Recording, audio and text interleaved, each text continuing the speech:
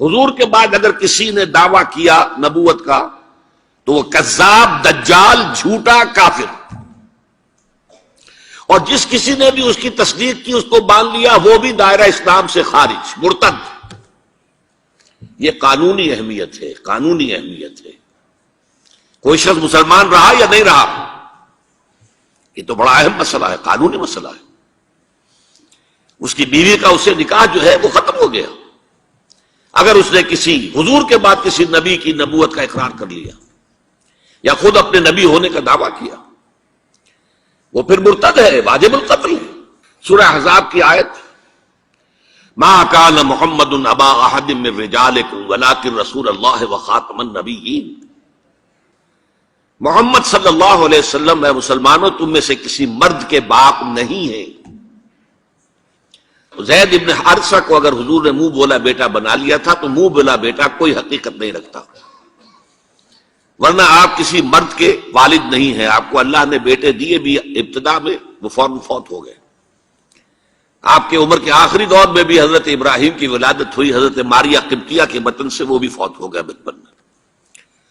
تو ما کان محمد ابا احد من رجالکم ولکن رسول اللہ وخاتم النبیین، وہ تو اللہ کے رسول ہے اور نبیوں کی مہر ہے، مہر لگ گئی، اب یہاں سے کوئی اور شے نہیں نکل سکتی، یہ بند ہو گیا راستہ، یہاں سے اب کسی اور نبوت کے اجرا کا سوال پیدا نہیں ہوتا۔ دیکھیے ایک جامع ترمذی میں روایت ہے حضرت ثوبان سے رضی اللہ تعالی عنہ، حضور نے فرمایا انہ سیکون فی امتی ثلاثون کذابون کلہم یزعم انہ نبی وانا خاتم النبیین لا نبی بعدی۔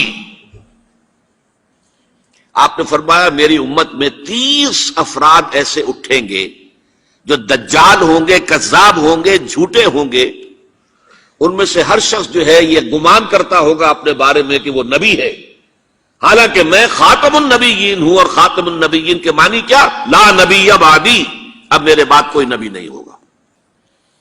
اس قانونی مفہوم کو بہت ہی عمدگی کے ساتھ یہاں واضح کر دیا گیا کہ اب چاہے دجال اٹھیں گے، حضور کے اپنے زمانے میں اٹھ گئے تھے، پھر اس دور میں تو بڑی تیزی کے ساتھ، بڑی رفتار جو ہے تیز ہو گئی ہے، زمانہ آخری آ رہا ہے، وہ 30 کی تعداد اب جو ہے پوری ہونی ہے۔ بہاءاللہ ایران میں اٹھا، غلام احمد قادیانی ہندوستان میں اٹھا، ابھی آپ کے ہاں ایک یوسف صاحب تھے، ان کو ویسے ہی ایک شخص نے گولی مار دی ہے سائیوال جیل میں، ورنہ وہ بھی کہتے تھے میں محمد ہوں صلی اللہ علیہ وسلم، معاذ اللہ ثم معاذ اللہ ثم معاذ اللہ۔ پچھلے دنوں خبر آئی تھی کہ ملتان میں کسی نے نبوت کا دعویٰ کر دیا ہے، وہ گرفتار کیا گیا، اس پر مقدمہ چل رہا ہے۔ تو یہاں حضور نے فرما دیا کہ 30 ہوں گے ایسے افراد میری امت میں سے کہ جو دعویٰ کریں گے، وہ جھوٹے ہوں گے، کذابون، اور جو دعویٰ کریں گے نبوت کا، حالانکہ میں خاتم النبیین ہوں اور میرے بعد کوئی نبی نہیں۔ حضور کے بعد کوئی نبوت کا دعویٰ کرے گا یا کیا ہے، وہ دجال، کذاب، جھوٹا، کافر، مرتد، واجب القتل۔ یہ اس کا قانونی تقاضا ہے۔ بدقسمتی سے صورت کیا ہوئی، عالم اسلام میں اس سے پہلے جب بھی کسی نے یہ کام کیا، جب تک مسلمانوں کی حکومتیں تھیں، انہیں قتل کر دیا گیا۔ آپ کو معلوم ہے کہ حضور کے فوراً بعد جو کھڑے ہو گئے تھے مسیلمہ کذاب اور بڑے بڑے مدعیان نبوت، ان کے خلاف جہاد کیا گیا، ان کو قتل کیا گیا، تہہ تیغ کیا گیا۔ بہاءاللہ ایران میں اٹھا تو وہاں چونکہ بہرحال مسلمانوں کی حکومت تھی، قتل کر دیا گیا۔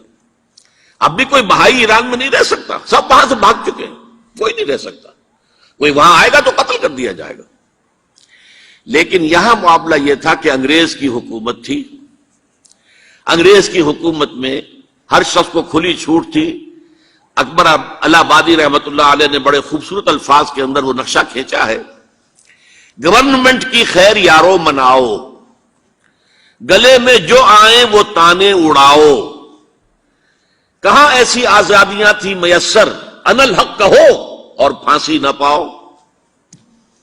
اگر اسلامی حکومت ہوتی، مسلمان حکومت ہوتی، چاہے اعلی معیاری اسلامی حکومت نہ بھی ہوتی، مسلمانوں کی حکومت ہوتی، تو جس نے انا الحق کہا منصور، وہ سولی چڑھا دیا گیا یا نہیں؟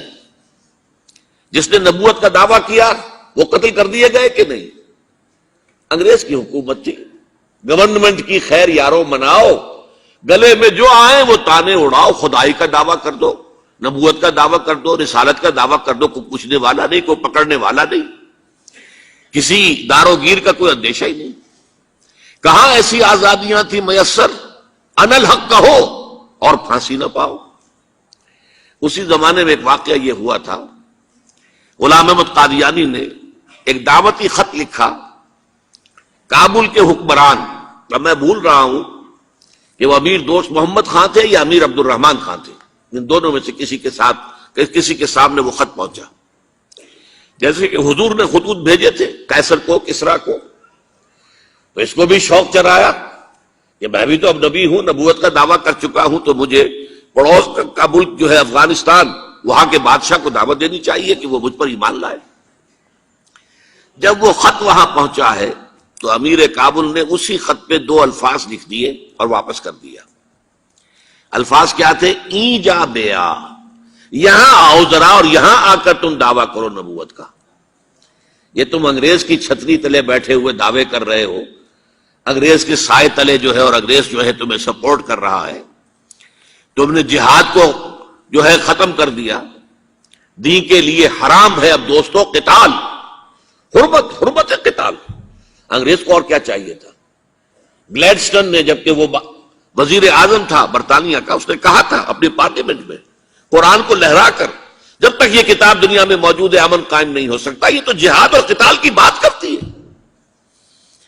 تو ان کو اور کیا چاہیے تھا کہ اگر کوئی اس قتال کو ختم کر دے، منسوخ کر دے، اور مسلمانوں میں سے جذبہ جہاد اور قتال فی سبیل اللہ کو نکال دے، تو اس سے بڑی اور کیا خدمت ہوگی؟ لیکن یہ کہ اگر تمہیں یہ دعوت دینی ہے تو ذرا یہاں آؤ، ای جا بے آ، یہاں آ کے یہ دعوت دو مجھے، تاکہ تمہارے 14 طبق روشن ہو، تمہیں معلوم ہو کہ اس دعویٰ کرنے کا مطلب کیا ہے۔ لیکن ایک بات میں اب آپ سے عرض کر رہا ہوں، ہم پر اللہ کا بڑا کرم ہوا تھا، اس میں کوئی شک نہیں۔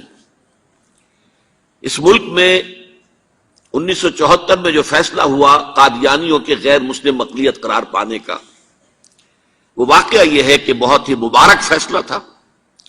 اس کے لیے تحریک جو اٹھی وہ بھی بہت ہی عمدہ تھی، بہت پرامن تھی، بہت منظم تھی۔ مولانا سید محمد یوسف بن نوری رحمۃ اللہ علیہ اس کے قائد تھے۔ کوئی سیاسی لیڈر جو ہے اس میں نمایاں نہیں تھا، خالص دینی تحریک تھی۔ پھر اس وقت ہمارے ہاں حکمران ذوالفقار علی بھٹو، حالانکہ خالص سیکولر ذہن کا آدمی، اور قادیانیوں نے اسے سپورٹ کیا تھا 1970 کے الیکشن میں۔ قادیانی سمجھتے تھے وہ تو ہمارا اپنا آدمی ہے، لیکن اللہ تعالیٰ نے اس کے ہاتھوں، لیکن بہترین طریقے سے، جس پر اعتراض کیا ہی نہیں جا سکتا، پارلیمنٹ کے ذریعے سے فیصلہ کرا۔ کوئی آرڈیننس نہیں تھا، کوئی حکم جو ہے، فرمان جو ہے وہ ایشو نہیں ہوا تھا، پارلیمنٹ کے ذریعے سے۔ اور پارلیمنٹ کی ایک کمیٹی بنائی گئی جس میں کہ موقع دیا گیا کہ قادیانیوں کے سربراہ بھی آ جائیں، لاہوریوں کے سربراہ بھی آ جائیں۔ یہ دونوں سیکٹ جو ہیں قادیانیت کے، پہلے قادیانی تھے، اب وہ ربوائی ہیں، ربوے والے ہیں۔ لاہوری جیسے پہلے لاہوری تھے، آج بھی لاہوری ہیں۔ ان دونوں کے سرکردہ لوگوں نے آ کر وہاں پر اس کمیٹی کے سامنے پیش ہو کر بیانات دیے اور کہا، کھل کر کہا۔ ناصر احمد اس وقت جو ہے خلیفہ تھا ان کا، مرزا طاہر احمد کا غالباً بڑا بھائی مرزا ناصر احمد۔ انہوں نے کہا ہم نبی مانتے ہیں، غلام احمد قادیانی کو ہم نبی مانتے ہیں، ڈنکے کی چوٹ کہا۔ لہذا اس کے بعد پارلیمنٹ نے فیصلہ کیا یہ غیر مسلم ہے، اور صحیح فیصلہ کیا۔ لیکن یہ فیصلہ ادھورا ہے، یہ بات آج میں پہلی مرتبہ کہہ رہا ہوں، اسے نوٹ کر لیجیے۔ قادیانیت کے فتنے کو کوئی گزند نہیں پہنچا ہے ان کے غیر مسلم قرار دیے جانے سے۔ وہ فتنہ جوں کا توں پنپ رہا ہے، جوں کا توں پھیل رہا ہے، جوں کا توں وہ اپنے سرطان کی جڑیں پھیلا رہا ہے ہمارے معاشرے میں۔